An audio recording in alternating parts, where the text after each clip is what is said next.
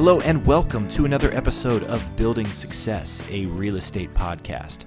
My name is Nick, and I will once again be your guide as we talk to some of the best and brightest in the worlds of real estate tech, operations, and financials from across the globe.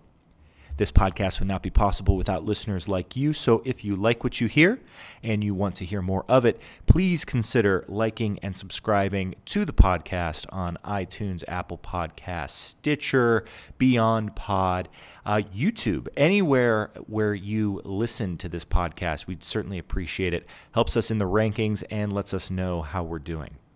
So today we're going to continue on our series of episodes that were recorded at the International Users Conference from MRI in October in Atlanta, Georgia. And today we're going to be listening in on tech challenges in investment organizations. And though it was titled as such, this really does have applicability across real estate organizations.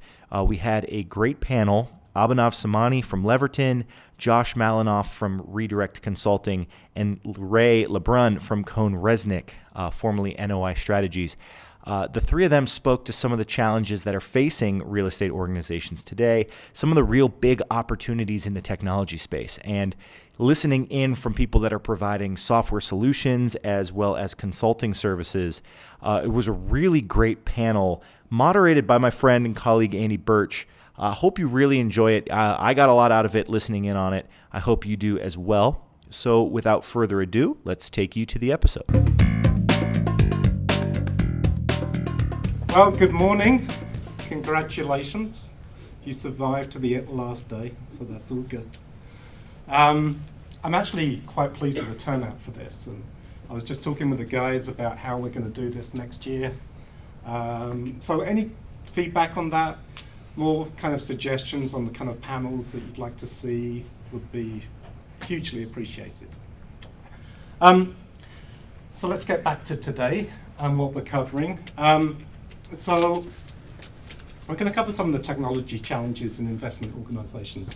And in reality, this is kind of for any real estate organization, whether it's from an investment angle or from the property management side, to front office. These are some of the challenges that organizations face. We're kind of privileged, I guess, because we go to a number of events on a regular basis and we get to kind of experience some of these technologies, talk about it. And we just thought it was a good idea if we kind of share some of that general kind of feedback about what's going on with the audience this morning. So let me just get through the housekeeping. Thank you to our sponsors, especially these three that volunteered to join the panel this morning and make this a lot more interesting than just me talking about it. So I'm just going to let these guys introduce themselves. So first, let's start with Abe, who's the CEO at Leverton. Over to you. Hey everybody. I'm the CEO of Leverton, an artificial intelligence data extraction company for contracts, legal and corporate contracts, particularly in the real estate industry, real estate leases and other types of documents. I'm based out of New York and really happy to be here being a partner with MRI. This is our third year, I think, at the MRI conference, and it's just amazing to see how much it continues to grow and all the diverse people that are coming from all different backgrounds now to learn about how to kind of propel technology in the real estate industry. Yeah, and Abe's done some really cool stuff in conjunction with MRI. He's also helped in terms of podcasts, providing a much deeper insight into things like AI. So if what you hear this morning is interesting, listen to the podcast as well to get that deeper level understanding of what's going on. Josh. All right, well, good morning. My name is Josh Malinoff. I'm a principal at Redirect Consulting. So Redirect helps real estate companies, really focuses on the areas of investment management, asset management, property management, accounting. So what we do is we come in and help your business become more efficient using technology. We have folks all over the country and have been working with MRI for quite a long time. So this is actually our 20th year sponsoring and presenting at the user conferences, and have a long history of great partnership. Yeah, I would echo that. So Josh's team have been working on some of our biggest kind of investment implementations and have been a valued partner for some time now. Ray. My name is Ray LeBrun. I'm with Cohn Resnick, specifically the Commercial Real Estate Advisory Group. We're still known as NOI Strategies, but we're slowly becoming all Cohn Resnick. And we have been a partner with them, I think officially a partner, the last couple of years, but as NOI Strategies, we work with them for the past few years. We do pretty much the same thing that our Redirect does. We help clients strategize and use people, process, and their technology better, and so that's Again, Ray, great insight into what's going on in the industry. Team is fantastic, giving a good perspective on what's going on out there. Okay, so what are we covering this morning? We can't just cover technology kind of A to Z, or A to Z as I would say, but anyway. We're going to hit some of the key kind of hype things that are going on out there, and really that kind of just leads on to the next slide. This is a bit of an eye chart, and I don't expect you to read it, but it's just, as I was kind of thinking about this session, I started kind of reflecting on how different technologies have been hyped up over the last 10 years, and then thinking about how really they've been adopted within the industry, or not, as the case may be. Some of those technologies on that Gartner hype cycle, if you've seen that kind of curve, so it goes through that kind of peak of excitement down through the trough of disillusionment, and then hopefully out onto the plateau of productivity, if it makes it through the bottom of that curve. So some of the ones that we're going to touch on today are things like big data, AI, blockchain, and then we're just going to have a general discussion about other technologies that we're starting to see, and maybe, hopefully, some predictions about what's going to happen next. So the first one we're going to start with is big data. So before we actually start on big data, though, we've been on a number of panels together and we've talked about technology in the investment space. One of the things that I think we're starting to realize as a group is that when you look out there, particularly in that kind of North America investment marketplace, things that were kind of discretionary before, things that were just, well, I use Excel today for that, I don't really need a system for it.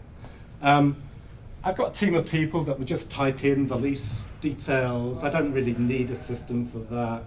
What people are finding is now that in order to kind of compete more effectively, it's a saturated market out there. In order to provide the kind of customer service to their investors that they're actually looking to provide, that it's no longer a discretionary spend. These are things that, whereas you used to think of just about the kind of GL or the AP ledger as the things that were definitely must-haves, it's a much broader spectrum of technology solutions that you need in order to compete more effectively in the marketplace. So the first one we're going to touch on is big data. So this is kind of our oldest one, really, out of the ones that we're discussing today. This has been around for some time now, and we're really looking at how is this being adopted? What's going on? Are organisations just taking too long to get on this kind of obvious technology? So I'm going to start with Ray. Ray, what's your kind of view on this? So, the term big data has been around for a long time, and it to me it's just kind of, it's nebulous what it kind of means, but it has taken a while to adopt. I think, though, in smaller terms, companies are starting to realize the data that they have, and starting to slice things different ways. I want to see things by region, I want to see things by asset manager, I want to see things by asset type. And now it's starting to understand how much data that they actually own and have, and trying to capture that data and then utilize it in meaningful ways. And I think now we're starting to see that more. People are starting to see the value of their data and how to normalize it and do analytics upon it. It's no longer enough just to see how well our assets performing, how well are my investments performing, but start using that data to understand why is this one doing better than this one. And now we're starting to see the introduction of third-party data, not just internal data, to understand why, and then maybe later down the road, predictive where's the best place to spend my investment dollars, because these assets are going to be similar to the ones that are doing well. And I think it's starting to happen more, and it's one of the things that's a challenge for companies that have been operating a long time, trying to get all the data that they know they already have and where they want to go. Okay. Abe, what's your view on what's going on with big data? Yeah, so like Ray said, big data is kind of this nebulous term. I mean, if I take 1,000 line items in Excel, I think I can call it big data and run like a quick pivot table. I would say I'm doing data analytics, right? It's funny in the commercial real estate market and in the investment market. If you look at real estate overall over any 10-year period of time, it's pretty much outperformed every major indice since the 20s or the 30s. And so when you have an asset class that provides high returns in sort of the 10 to 20% return area, you have all these great depreciation benefits that we've just now in Congress extended essentially indefinitely.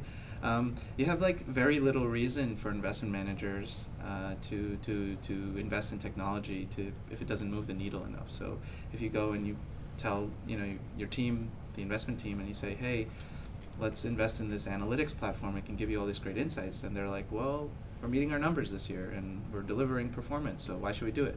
And then what happens is the economy cycles and you go to a recession and you underperform, and then they all come back to you and you're like, why didn't you implement the technology that could have gave us the warnings and the signals that this was happening, right? I mean, something simple in 2007, 2008 from your accounting system would have been that, hey, a whole bunch of tenants just started lagging in their payments. And that would give you a clear, forewarning and indicator that like you're not collecting cash, something's wrong. And then you go check the health of the tenants. Ask them to do an audit of their financial statements, which you're probably allowed to by the leasing. And all of a sudden you would uncover that half your tenants are like going down or under or whatever, right?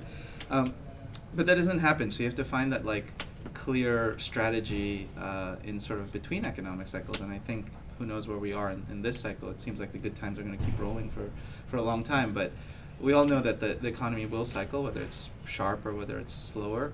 You need to kind of be prepared for that, and that's where we have to kind of find really, really good use cases for the analytics.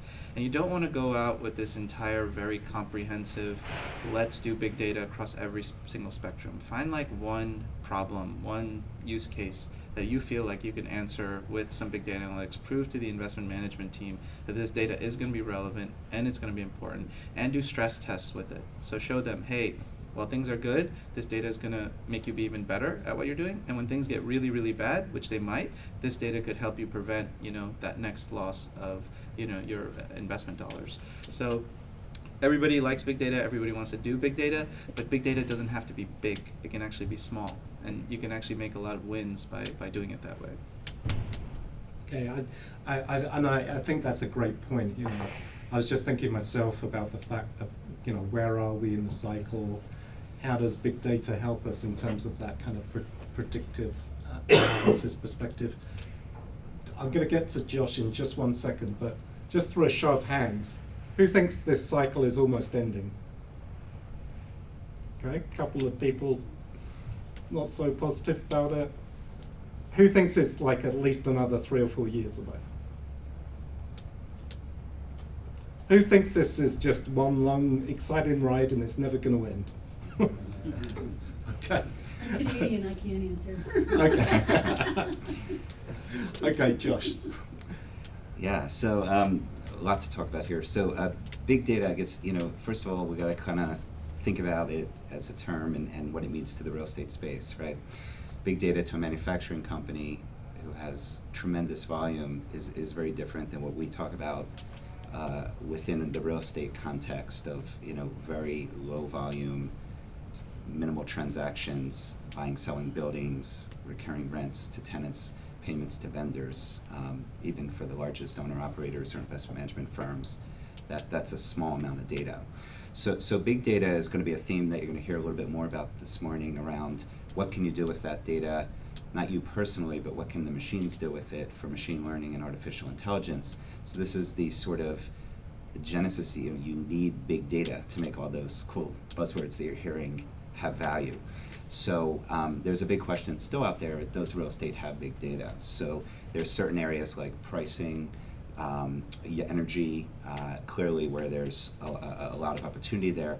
But we're even seeing basic things, like Abe mentioned, where hey, we don't have big data per se, but we have data historically that we can use for predictive analytics. Those 2007, 2008 warning signs that you talked about, 2 years too late. So the challenges here are enormous. We can talk a little bit about some of the things we can do, everyone can do to overcome those challenges, but as many of you probably are aware, you're struggling a little bit now with where the data is. So to get to this answer around analytics and to help your investors who are asking for all kinds of information, we see many of our clients struggle with that because a lot of that data is not in a place that it can be analyzed. It's in Excel spreadsheets. It's not yet in a place. So one of the first baby steps you have to think about, if you haven't already, is take an inventory of where all that data is and how much of it are in normalized databases versus how much are in people's file drawers or local network drives as Excel files. So that's your very first step, and we're going to talk a little bit more about once you have it in a database, what you can do with it. Yeah. Any of you want to come back on any of those points? Only I would say is I don't big data, the analytics portion is just starting. I think Yeah. we're just starting to understand how to use the data, and it's and as Josh said, getting the data is really the key, and how do you get it into consumable ways, and there aren't a lot of efficient ways yet that we. Yeah, I think you're right. I think the technology is only just now catching up on how to analyze that big data that you've got, and that technology is helping to actually uncover issues in that data. And now we're going to get full cycle in terms of now looking at the AI aspects and so on in terms of improving the consistency of that data, which we'll come on to in a minute. Has anyone got any questions about big data? No? Who's already think that they've got a big data implementation project going on that they're happy with, that they're making progress with? Tammy? Yeah. Okay. I think one of the other problems, and you can see from the show of hands, is when you're faced with the question of big data, the possibilities are literally endless. You don't really know where to start. If we look at other technology transformations that you may have done in your business over the past 10 or 15 years, there's generally been a roadmap. There's generally only been 3 or 4 possible ways to do something. There's only 2 ways to do cost allocated depreciation. There's limited choices, and you just had to pick. I either go with this vendor or I go with this process. When you go to big data, you literally can compare anything on an X and Y axis and come up with a million different interpretations as well. I can take my rent roll and compare it to stock market performance. I can take the average days that it takes me to collect cash and compare it to, the price of cotton candy. It's just sort of endless, right? Yeah. And so I think that's what makes it all the more confusing is the fact that you have all these endless possibilities, and you kind of need to figure out, okay, what's actually meaningful, what's important, right? Yeah, and I think on top of that, I think the industry remains kind of underserved in this area because I think some of you would probably deal with maybe NACREIF or IPD or someone like that.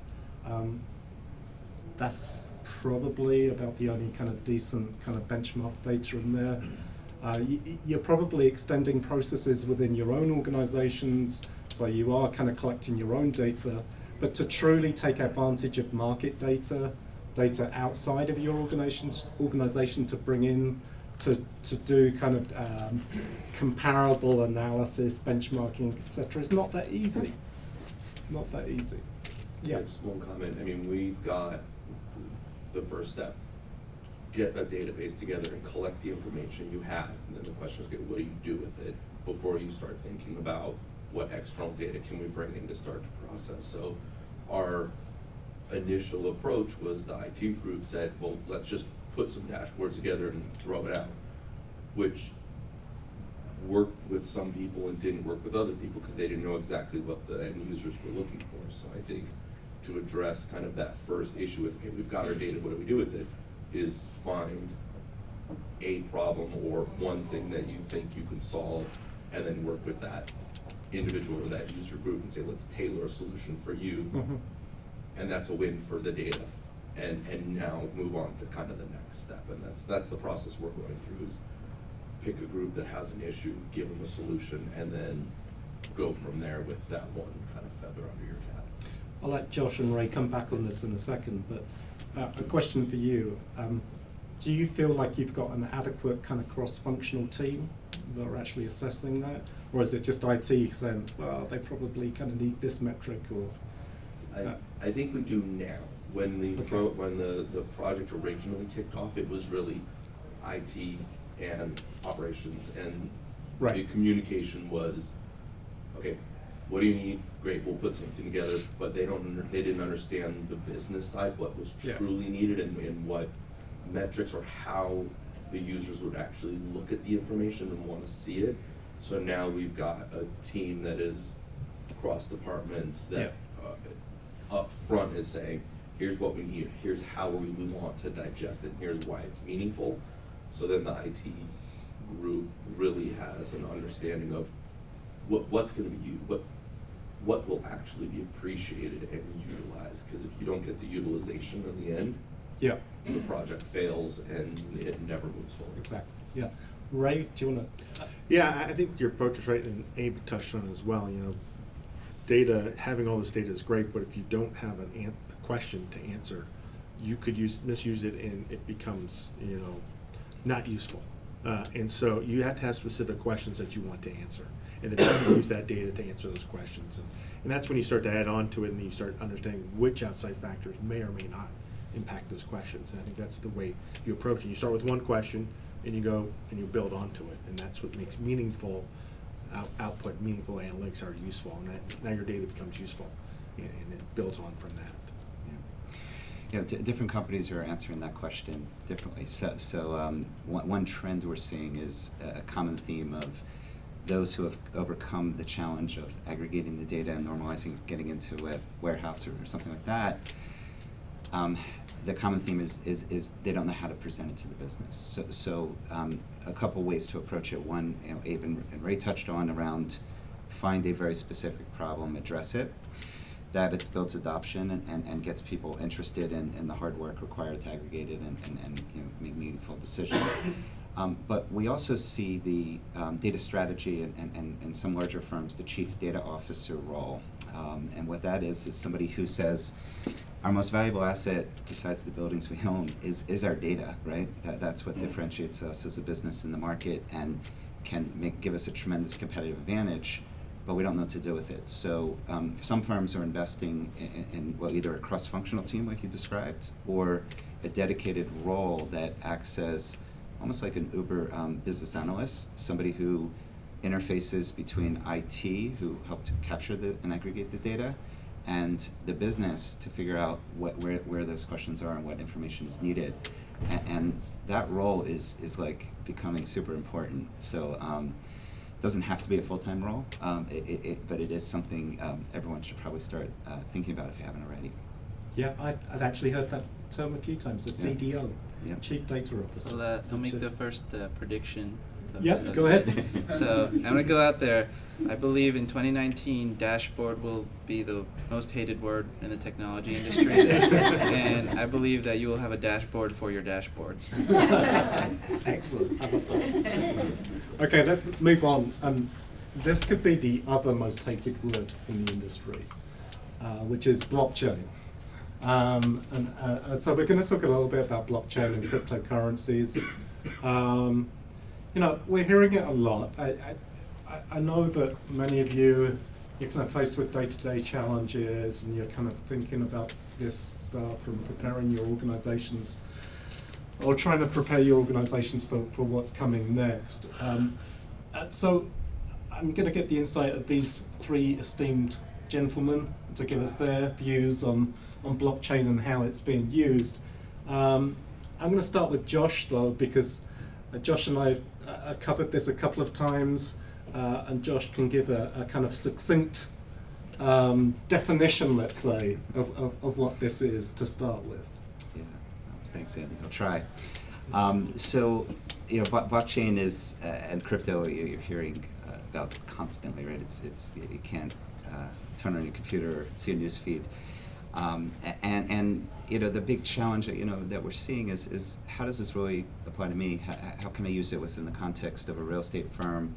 And there are a couple things to consider. One, the good news is there's some immediate application.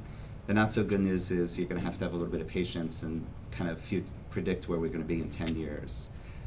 Some of these technologies, quite frankly, have been built in advance of the market being able to adopt it. So one great example of that is the tokenization of real estate. Is anyone familiar with that concept? Okay, good. We're seeing a strong push to make real estate easier to buy and sell.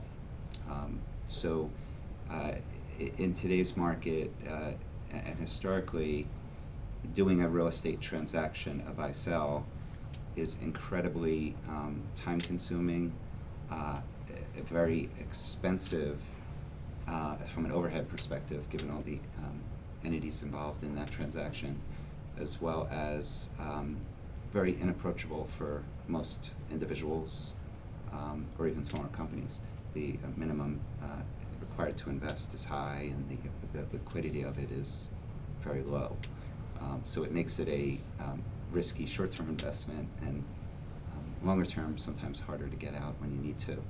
So there's a big push for tokenizing the real estate. So what that means is putting the building, whether it's this hotel or a property in Singapore, on the blockchain, and basically breaking it into lots of little pieces that you can buy and sell through the blockchain. So the blockchain is just a ledger. So despite all the hype and excitement, at the end of the day, the blockchain is just a ledger of transaction.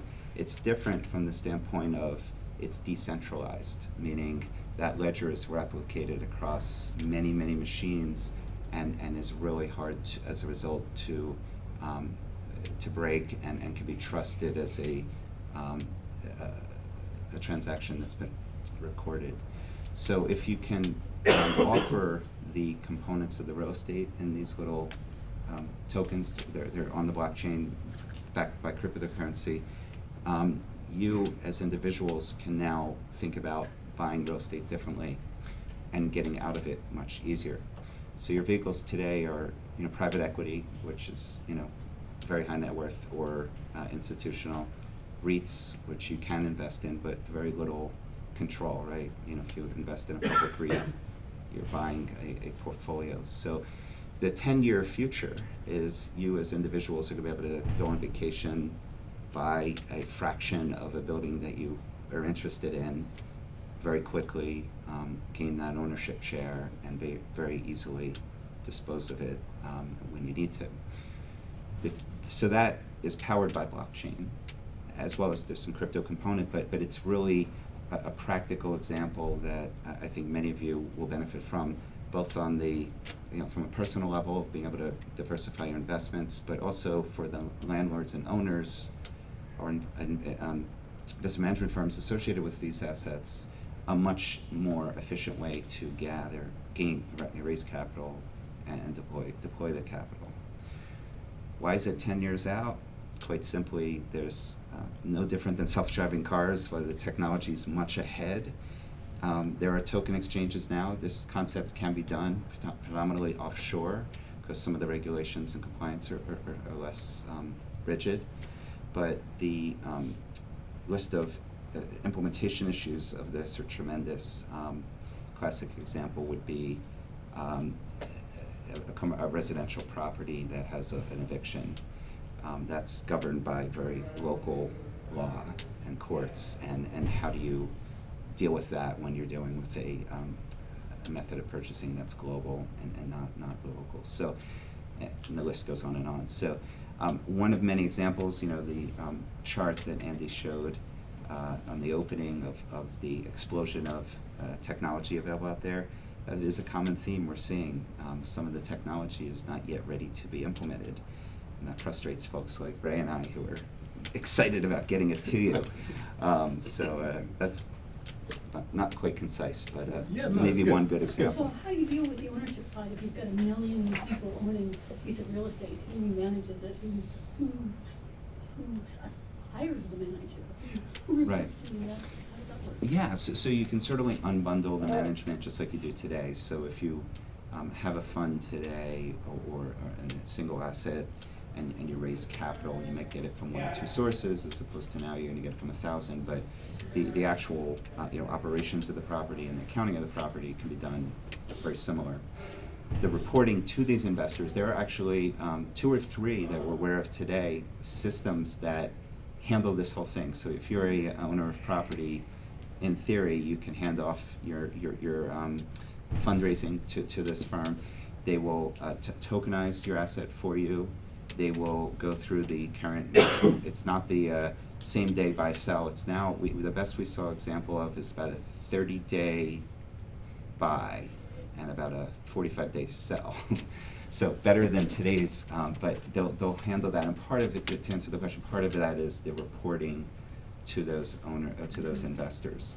So they're saying, okay, here's the price of the token you purchased it at. Here's the current value of it, and they'll take care of the allocations that are required. You're going to say the net NAV went up by X, and they're going to say, okay, 1,000 people. Here's your portion of the NAV. Similar to what we. Is some of your prediction of 10 years out based on the volatility of blockchain value today, and that it will normalize eventually? Not so much the value, because the value is tied to cryptocurrencies, which are very volatile. Yeah.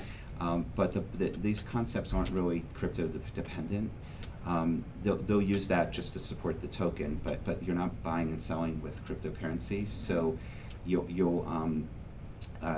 be able to use dollars or however you Canadian, however whatever currency you choose.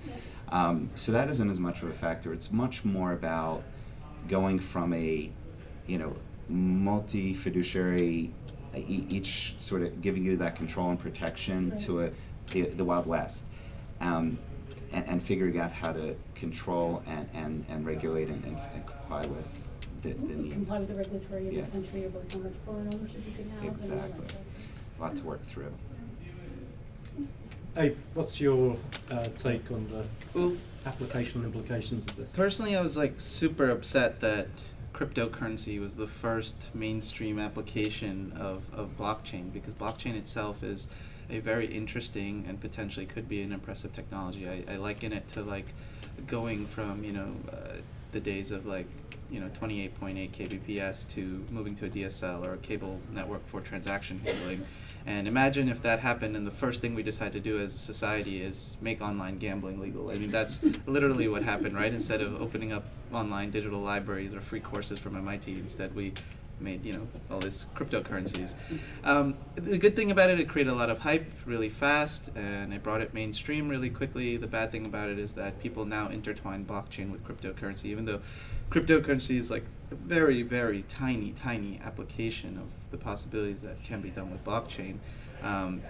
And so, that's and it's hard to kind of separate the two, and it might take a couple of years until there are more and more applications of blockchain that are even more valuable and impressive. So what other things are being done with blockchain now? Well, look, you can imagine anything that requires any form of transaction processing, right? Where I'm seeing things like hospitals that are trying to match payors, payees, billing and coding. I'm seeing things in like the oil and gas industry where they have these like crazy swap agreements and they need to like make sure that one side meets the commitments of the other side. Obviously hedge funds, derivatives, options trading, this all could eventually go to the blockchain, high transaction, high volume. Which brings us back to the question in real estate where like we aren't doing high transaction and high volume and things aren't moving. But maybe eventually owning a piece of real estate will not be that different from owning a share in the stock market, for example, and it becomes extremely liquid and you're able to move in and out of positions quickly. I don't think that happens today or tomorrow. It's going to take many years, like folks have said here.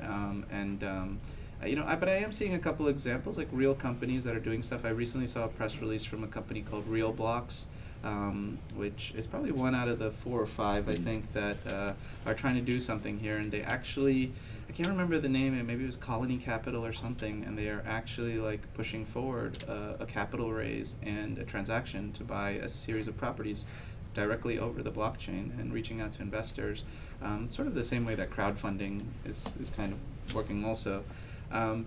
So there will be applications. I think it's going to take a little bit of time. I don't think personally that blockchain is revolutionary. I think it's evolutionary. Like it is a faster, better way to do what we're doing now, but it's not transformative.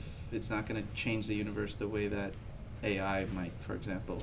I think that's kind of my take on it. There's a lot of good points in there, and I like the fact that you're talking about the separation between blockchain and cryptocurrencies. And like, a lot of people are thinking about this purely from the actual transaction of kind of buying and selling a building, but there's a lot of other applications for this.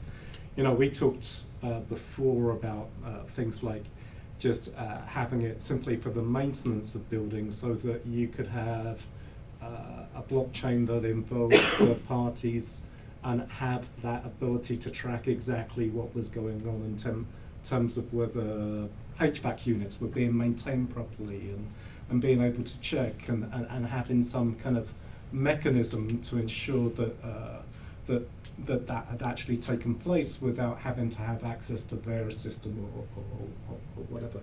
But Ray, we're over to you, talking about this in a little bit more detail. Let's talk about some of the implications again of this. Yeah, so when we had our original call and talked about this, I mentioned that to me this is 5 years ago it was termed big data. That's what blockchain kind of is. You've heard about it the last couple of years, but it's moving faster. I think it's trying to be adopted more, and as Josh has pointed out, the technology isn't quite there, but there's a lot of people who want to do things with it.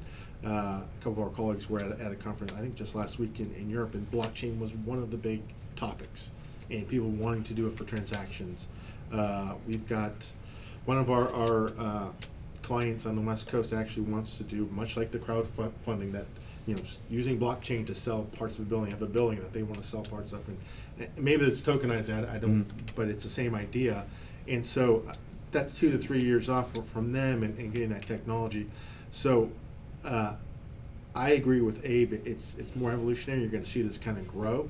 I think the use of maybe for work orders and transactions between vendors is something that's going to come later, but I think that's actually be more useful to the real estate industry than necessarily the buying and selling. In residential, I think you're starting to see it because it's easier. But the evolution of using blockchain to get work orders back and forth and validation of work that's been done is probably a bigger impact to real estate than I think the buying and selling. I think that's going to be something that's going to definitely for smaller companies, but your institutional companies aren't going to be using blockchain for that. I don't see that. And to Ray's point, I mean, let's not forget where like the Ethereum blockchain is actually at today. It is actually slower than a normal hard server transaction because it's sort of a self-fulfilling prophecy. You need more and more people on the Ethereum blockchain in order to improve its efficiency and make it faster. But today, if you actually do a transaction processing over Ethereum blockchain versus maybe what you have your standard, hardware stack, it will most likely be slower. So the efficiencies and the gains are going to come, later, and you have to kind of decide as an organization at what point in time are you going to invest in the cycle. It's kind of like, do I buy like an NVIDIA, GPU today, knowing that Moore's Law next year, the same GPU is going to be like 4 times faster and cost half as much, right? And I think probably for most of the folks in this room and probably real estate organizations in general, this is right now kind of a wait and see moment. And Yeah, so it's a little bit like Uber, right? When did they get enough drivers Right. signed up? It is going to initially be that to make it a look good back service. kind of thing, like, wow, Yeah. where'd that Yeah. come from? There is this sort of an immediate, short-term, easy kind of way to do this. So I agree with the 10-year thing of it's going to take a while to get big transactions, but what do you do with small transactions? Why would you care about using blockchain? So recently we were at a conference where a real estate company, the president of the company just is passionate about technology, so much so that he built in-house software to record all of the real estate transactions on the blockchain and demonstrated it. And so what I mean by transactions are a lease payment, a recurring charge being billed to a tenant, a vendor payment, a maintenance transaction with a tenant. And we asked, you have a database, it's storing all that. And he said, no, the database is living. It could be manipulated, it can be overwritten, it can be queried and destroyed, it can be updated. The blockchain is permanent. So they record every single one of these transactions, both in the database and on the blockchain, and it uses a hashtag. It's not a heavy transaction. It uses a long hashtag that it's a key that has to agree between what's stored in the database and what's stored on the blockchain to authenticate that transaction. And that hashtag encrypts everything about the transaction, the dollar amount, the date, the person who did it, and it can never be manipulated. So they've apparently used it in court for some tenant disputes. The applications are tremendous, and not something we initially thought about because we thought the database is database, but some great points around your data is subject to manipulation, it's subject to loss. The blockchain currently is much more permanent and secure for that type of validation. And they commercialize that software. It's available to purchase. We're looking at it next week, and they're likely going to be doing a big marketing push, and you're going to see this soon. I just thought of something, we talk about the single source of truth. Now we've actually, that's wrong. We've actually got 100 sources of the truth. Right. Because it's being distributed across Distributed, the that's the blockchain. nature of thousands of people record that same transaction. But it also means you can't clean up your mistakes. Right. They're out there for Yeah. evidence. Which is good. I personally, I love the tokenization aspect because having put 2 daughters through university, I'm now looking for a way to get into this kind of investment space easily without having the minimum threshold for a typical kind of investment holding. Anyway, let's move on. We're going to talk about AI, and apologies for the image at this time of day.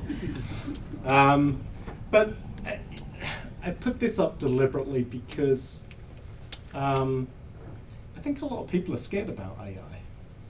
What does it mean to an organization? How does it impact people's jobs, how they're doing their work? Is it just not being adopted because it's too difficult, it's too kind of futuristic? Is it way out there? Are we looking at some Terminator that's going to take over everything? Let's kind of, first of all, explain what we're talking about here, because we talk about a lot of terms like AI, machine learning, robotic process automation. So I'm going to start with Abe this time to kind of help distill that. So, look, AI is a big blanket term, and there's a variety of subsets of technologies that are involved in that, whether it's machine learning, deep learning, RPA, other types of sort of neural networks and things like that. Where we are today is we are still in the very, very early days. It is still a very nascent time.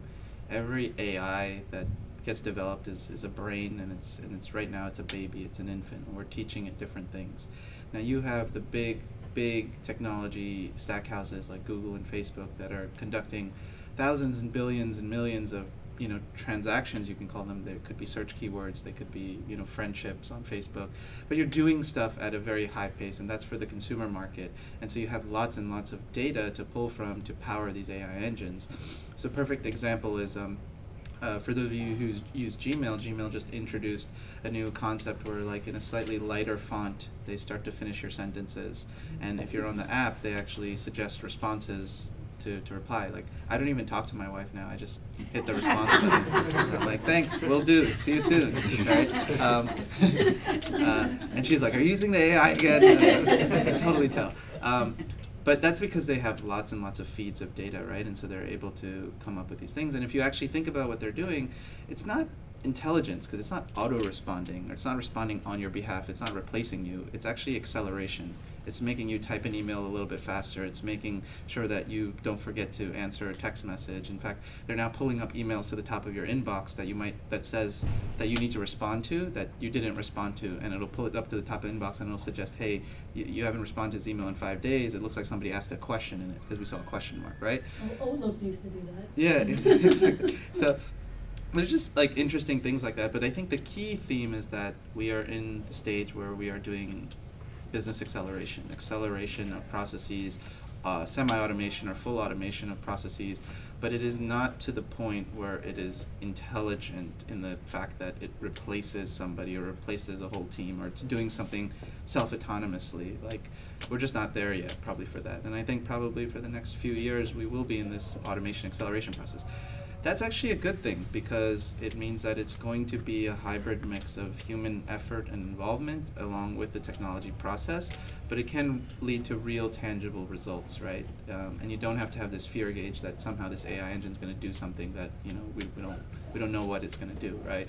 So I think for most AI implementations that we're seeing, a good gauge is that you can achieve something like 20 to 40% efficiencies on what you're doing today, whatever process you have today. The AI can help come and augment, help fill in a couple of fields a little bit faster, help answer a couple of questions quicker, notify you that some process has not been done properly or is missing some key components. Whatever those things are, it can act like a little assistant or a little buddy kind of thing that helps you along the way. But it's not going to replace everything that you have to do. You're still going to have to do the work to get the process finished and accomplished. So I think if you have that very pragmatic view of AI, you actually can utilize it and adopt it in a variety of ways, even in a real estate institution that doesn't transact as heavily as, let's say, a large consumer company. And going back to big data, I think AI really is a mechanism to get you faster towards that big data element. It's more going to be around how much data do you have to drive the AI, and can you use the AI to also capture big data. So it works in both ways. The AI can help you to kind of amalgamate that information into a database, which is crucial, but then the AI also gets powered by that database because it kind of queries all the information, so it works in sort of a circle. But yeah, I think that, look, there's a lot of, unlike blockchain, I would say, I think there's actually a lot of real opportunities to implement some form of AI, whether it's in buildings and facility management, whether it's in lease administration, whether it's in some other element of what you guys are doing today. It could even be investor communication, for example. If you just bring in that sort of Gmail API, you can start, every time investors like, why is my return low? Sure, we'll do next time. Talk to you later. Okay, Josh, what are you seeing from the implementation side? No, this is exciting stuff. So, I like how Abe sort of defined that self-fulfilling prophecy of using AI to gather more data and then have data do things with it. So let me just sort of boil it down a little bit. So 3 key terms I want to talk about. RPA, which stands for Robotic Process Automation, ML, Machine Learning, and AI, Artificial Intelligence. They kind of go in that order. So before you can get artificial intelligence to be meaningful for you, you need a way to take things that are typically not available in one place and get them into one place. So we have data to work with and learn from. So how do you do that? People, you're doing it today. People are copy-pasting from Excel to a system, or opening up an email, saving a file, doing something with it, putting it here. The good news is today, immediately, you can look at pretty much anything somebody is doing that doesn't require a qualitative decision a repetitive process and use robotic process automation to automate that. And it's quick and easy. So we as consultants never like to use the word quick and easy, but it is, meaning you can actually do it yourself, or you can find the partner that can do it for you. There are also some off-the-shelf solutions. Abe's company, Leverton, handles document ingestion using robotic process automation, gathers tremendous data from leases, other legal documents that traditionally you outsource to people. So why do you care about that? Well, people make mistakes, people win the lottery, go on vacation. It frees up people to do value-added things, and it's here today, and it's super easy to implement. What I mean is, you have to sit behind somebody at their desk with a program, a RPA program, and watch them click and build the workflow and tweak it a little bit. And to Abe's point, it's going to require somebody to watch it. It's not going to completely overtake the person, but you can now have one operator of 10 robots that are replacing what 30 people were doing for an hour a day. Tons of examples. We at our firm over the past 2 summers did RPA use cases. We hired an intern, the same intern. He was getting into college. He was coming out of high school. We said, figure this out, because you don't know real estate. You don't know this technology. We're not paying you a lot of money. Just try it. Came back with 6 use cases at this point. Everything from abstracting a lease and getting it into a system, like an MRI system, to opening up emails, saving the attachment, OCR scanning the attachment, like an invoice that comes in from a vendor, check scanning. People take a bunch of checks. It reads the OCR of the check scan and keys in the rent payments. We just did one recently for going out and finding pricing on your apartments in the area. They had somebody each morning that would be tasked with clicking through 100 property websites and looking at their availability page and seeing what units are out there and what the pricing is and availability. The robot does that in about 3 minutes without somebody forgetting or without anything. And it took about a day to implement. So this is there today, RPA. So you got RPA, that gets you all the data that traditionally takes people a lot longer to get or they forget to get. Now we've got it, it's in a normalized database, and then if you have enough of it, the machine learning can kick in to see some trends or see some useful information within that data. I'm seeing a tenant is falling behind in rent payments historically. I'm seeing this tenant requires more maintenance than others. Maybe I need to remember to send them an update on taking better care of their equipment, whatever it may be.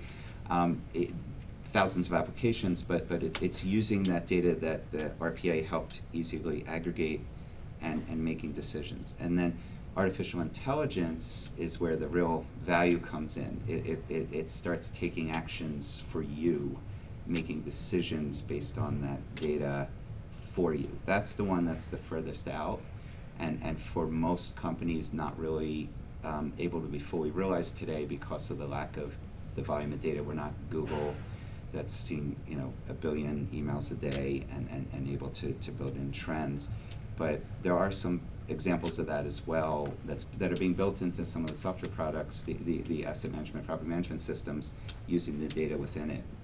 So hopefully that sort of gives you a little bit on the pieces and an absolute immediate application. I know during the conference there may have been 1 or 2 case studies of RPA. If you haven't checked it out, please do. And it's not something to be afraid to try out. And to Andy and I think Abe's point earlier, you pick just one little thing that you start with and you do a proof of concept like we did, and then it becomes infectious because people are like, oh man, you got it to do that? Let me try for what I have, and then it spreads like wildfire. Right, up to you. Well, I don't know if I can add more to that. But to Josh's point, we do have a client who is doing the very same thing with RPA. They're keying in leases. They're actually using Leverton to abstract leases, taking that data, using RPA to key it in and just monitoring it. And so you are seeing some of that stuff kind of take over some of those, I don't want to say less skilled, but the things that require less decision making. So it's automating it a little bit better. And it started with just invoice processing and how we got smarter in OCR. And so now you don't determine what it is, just throw a document in there and it says, well, this one's an invoice, this one's a statement, this is a letter, and expands from there. And the machine learning part is what's really key, because some of that data that we talked about at the beginning is it become very important. The more data you have, the more data that you can aggregate. We have a lot of companies who are going to continuous forecasting. Ideally, the thought is if I can start using my machine learning and my data and having AI supplement and having that actually forecast for me, giving past trends on where things are, now it's a much faster process because it takes a lot of time to do that. And that's where you're going to start seeing value. It's not there yet, but I do think that's where it's kind of coming. So it starts with having it automate those things that maybe take less decision making, and then start using it for things that where you're doing more analytics, and now it's producing something that you can analyze and then evaluate and just refine, because you never get rid of the person. Yeah. But and I think it's making it faster, maybe a little bit smarter. Maybe we start implementing, things from the outside, past weather predictions and things that how did it perform, what were the weather trends and all those other things. I think that's the direction that we can start seeing it go. And I think AI, along with the use of data, is going to be something we're going to see adopted much faster than maybe blockchain. Yeah, I would agree with that. And I think the thing about this area, I think, is that it's particularly relevant for investment more maybe than some of the other areas, in so much as many of the organizations in that kind of investment space that are looking for these kind of looking to provide that service to their investors, they're not necessarily the owners or the operators of those buildings. But at the same time, they're being requested to provide more information, more transparency, better information to those investors about what's going on in those particular buildings, because not the investor necessarily needs it. It's not like a regulatory requirement that they must have this data, but to provide that kind of higher quality visibility of what's going on with their portfolio of investments, they need more information to come through from those third-party property managers. And this is perhaps a mechanism to make it more effective for them to collect that data, and to Abe's point, to bring it together in that big data set that they need to support their businesses. Yeah, and I'd highlight one other point, which is particularly useful for the investment side and the owners, operators. Unlike other technology trends, and the reason that you really, really need to start thinking about adopting or utilizing this somehow, is that this is something that your tenants are going to pick up or are already doing, and they may be doing it better and faster than you. And it's not going to be long before the tenants are coming to the negotiation table armed with more data, and you will be caught blindsided. And if you think about any sort of, investment business transaction, right, the reason that you can create ROI or investment is because you're getting a slightly leg up on the people that are giving you money, right? You're selling for a slightly higher margin. If everybody could work at fair market value and everybody understood perfect information, nobody would ever make any returns, because you would buy and sell at the exact price. But because there is that difference in the market, you are, slightly getting a little bit more from your tenants than perhaps that they know, because they don't have perfect information, and that's why you can produce an IRR for your investors. As soon as your tenants, who, if you have Fortune 1000s, Fortune 5000, you can rest be assured that they have teams that are doing big data analytics, and they are moving probably much faster than traditional real estate institutions. And it won't be long before they're coming to the table and they're saying, well, I did an analysis, I did a big data analysis, I used my AI team and my technology team, and this is what we're seeing in the market, and this is what the other landlords are giving me, and this is what, WeWork is doing, and, we don't want to pay this much and we don't want to do this. And every time that happens and you're caught blindsided and you don't have the response for them, most likely you may have to give in, and that just means lower returns for your investors, right? And I think that's really, really different from other technology trends where your tenants didn't have a choice. Like, we just have to go with whatever the landlord's saying or whatever they're doing. We can't leave, we don't have options. And this will fall into the whole, building trends and millennials and workforce trends and all of that kind of stuff too. But certainly, there's one thing to argue with an opinion, like, I don't want to be here because I want to keep moving around for 3 years. And then there's another thing to be arguing with data, where they're like, well, it doesn't make sense for my business because I looked at the stats and I looked at the math and here it is. It doesn't make sense for me to lock into a 5-year long lease, for example. So this is why I emphasize that it's really important that for your business that you come armed and prepared with this kind of information that AI, RPA, machine learning, big data can all help you to achieve. So, I'll throw this question to Ray. Does this fix that underlying problem in real estate? The lack of standards. So, we've had Pisces, Oscar, ILPA, NACREIF, all of these different kind of bodies trying to put in place a standard, and certainly the industry seems reluctant to adopt those standards. So is technology fixing that problem of being able to manipulate the data into your own standard? Maybe. I think, the reason why standards have been difficult is because every company has an idea what they think their secret sauce is. Yeah. And, and as you can compare your real estate to all these different things, and one company has a solution, but the other one doesn't. I think some of these technology today is allowing you to pull more data, but it's how do you aggregate it? How do you use it? And once you have it, to the point, how do I use that data to answer the questions that I want? And so I think this is helping that. Again, there's still, what am I using it for? What questions am I solving? And one of the other issues is it's not just property data. It's there's this concept about in retail having the right tenant in the right space. Yeah. And so you need to understand your tenants in their industries and their data. And it's the same. You can apply that same concept to multifamily or an office. Getting the right tenant for your right space. And so there's a lot of data that isn't real estate specific. It's tenant specific. What type of tenants do I want? And I think this is going to help pull that data. Again, you need technologies to actually aggregate it and then report it out and to tell the story that you're looking for and give you the answers that you're looking for. Okay, yeah. To get to that kind of level of sophistication, which just tweaks that half a basis point or whatever. Right, that creates that value, that Yeah. difference. Yeah. That Abe was talking about. And everyone has a different approach to that. And that's their. There's actually an interesting story online, a case study on the Toys R Us bankruptcy, and how a couple of hedge funds used AI and big data to pretty much predict that Toys R Us wasn't going to meet its debt covenants and whatnot, and way in advance. And then they came in and they bought the last piece at pennies on the dollar, and they were first out also. So these guys came in, I mean, they're total vultures for sure, but they came in and using a scientific methodology essentially assured that they were going to make like a 4 or 5x on their money, while Toys R Us wiped out every single other debt holder and equity holder essentially. So there's interesting applications of somebody that was a large retailer, large real estate tenant for many companies. If that same practice had maybe been done by the real estate institutions who provided leases, maybe there was an alternative methodology, some sort of credit line that the real estate institutions themselves could have provided, something that they could have done to help prop it up and ensure that this thing continued to exist.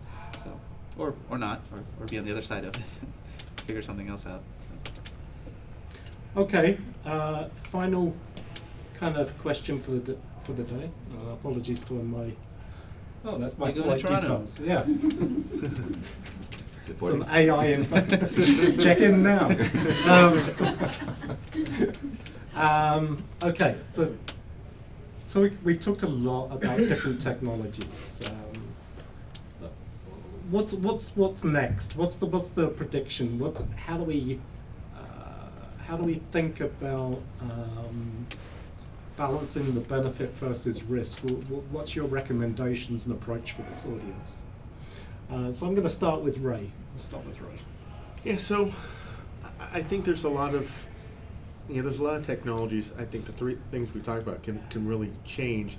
The longer an institution's been around, though, maybe the more leases they have, the harder it is for them to adapt, because it's, if I'm a company that has 3,000, 5,000, 10,000 leases, and I'm capturing today, 60 data points, but I realize I need 100. or 80, going back and getting those additional data points off my existing leases, it takes time. Even if I built the technology to house that and to report upon it. Whereas, much like in the CRM where you had these companies popping up who are kind of disrupting it, I think startups are going to have an advantage. Use this technology to their advantage because they can start out smaller and they can actually move a little bit faster on that. So I think that's what you're going to start to see is much like with the crowdsourcing kind of taking away from some of the larger REITs. Some of the smaller companies are going to use the same technology to seem smarter and attract the individual investor to build their buildings and build companies because they can be a little more nimble. And so that's kind of where I see some of the stuff going and the advantage of it. And not that larger companies aren't taking advantage of the same technology, but it's slower to adopt because it's harder to get everything of all the data that you currently have. Right. Sorry, Josh. Oh boy, wow. So exciting times, right? So you're here at the MRI conference. There's a whole ecosystem upstairs. It keeps getting bigger and bigger and bigger. And by the way, that's like a small sliver fraction of the 2,000 plus companies being tracked in the commercial and multifamily real estate space. Look back 20 years, we've been doing this 20 years, the curve's been like a hockey puck.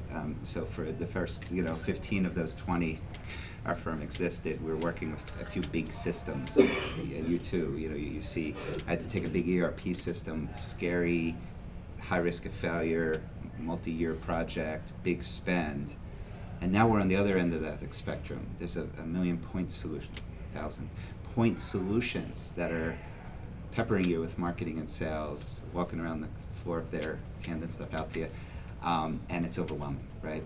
So, it's a double-edged sword. You got a lot of toys you can play with, but then what do you do with all this stuff, and how does it fit into your business strategy, and how do you, take advantage and get a benefit from it other than just playing with fun software? So, the best news of it all at this point is there's no longer this huge barrier to implement technology. So those of you, I'm sure all of you at some point have been through a big system implementation, and you may still have memories of how difficult and expensive that was. These solutions available to you can be plugged in with minimal to no implementation effort. So there is the ability to take baby steps for the first time in a really long time, first time really ever in our space. You don't have to boil the ocean within a massive system. You can take one process within your business that is lagging. The easiest one to talk about, because they have the best parties, are the AP providers, right? So two big ones here at the conference. They each had big parties last night. Either one of them will immediately get you a return on an investment. It's taking a paper-based AP process, heavy cost and risk, to a electronic, more controlled process for guaranteed ROI. Many of you probably already take advantage of that. Many of you haven't. That's just like the low-hanging fruit. So for every process like that, that's like a no-brainer, there's 5 others that in your business that are no-brainers that you can likely plug in a solution. The key though is, getting that balance we talked about earlier of in that like data strategy balance of trying something out, getting win and adoption so you can start to spread the benefit through your organization without 20 people trying it out, so you don't want asset management and investment management and construction to all at the same time go off and implement these point solutions and not talk to each other about how they all will interconnect and share data and how the end-to-end process will flow. So you have to do it a little bit holistically as well and say, okay, here are areas that have the most pain points, here are the best solutions that will alleviate these pain points, and then how do they all work together? So that's where you may need help, and you can do it internally if you take people away from their day jobs, or there are firms out there that can really help you with that strategy and figure out which of these point solutions are the best benefit for your business and how you can get them to interoperate and gain efficiency? Abe? Well, look, I think, first of all, you guys have taken the first step. You're at the conference, you're in this meeting room, you're here to learn, you're here to get more knowledgeable. You've got two really awesome service providers here. You've got, with MRI, we've got two software technology, providers here. So you're getting a good, mix of different experiences. I would say there's a time for education and learning, and then there's also now a time for action, and what do you do with that, right? There's this, concept of agile methodology and MVP, which is minimal viable product, which most software technology organizations have adopted over the past 10 to 15 years, which is basically a fail-fast methodology. So don't go and create a 6-month plan to implement a point solution that will then take you a year to fully realize, and you do the first 3 months and realize it's not what you expected, but you already committed 6 months to it, so now you're stuck and you got to figure something out. Go for piloting, go for proof of concepts, get the software technology vendors and the service folks to work with you to build out that, not that 6-month vision, but that 1-month vision or that 2-month vision. And what can we do and what can we test? And then provide that feedback really, really quickly and efficiently. So look at what the software technology, the AI solution, the big data solution, whatever it might be, is doing for you, and ask yourself, hey, does this get me 70 or 80% of the way there, knowing that software is constantly improving and that we can work with these vendors and these service providers to improve the outcomes? Or are we only getting 20 to 30% of the way there and the technology is just not mature enough, and let's touch base again in 6 months and give them proper feedback on what we would have liked to have happened for this to be a successful outcome, right? And I think if you provide that continuous feedback loop, especially to us as software creators, it's very valuable for us, because at the end of the day, we're not the market, we're not handling investors, we're not managing the properties, we're building the point solutions to help you to do that. But we can only know what to build if you can give us that feedback or work with the service providers to kind of provide that solution. The good news is, we've all mentioned here, you can now deploy things really quickly and efficiently. Most of the service providers and software providers are going with SaaS type of solutions, cloud-based rollouts. There's no need to get a giant on-premise or data center expense or anything like that.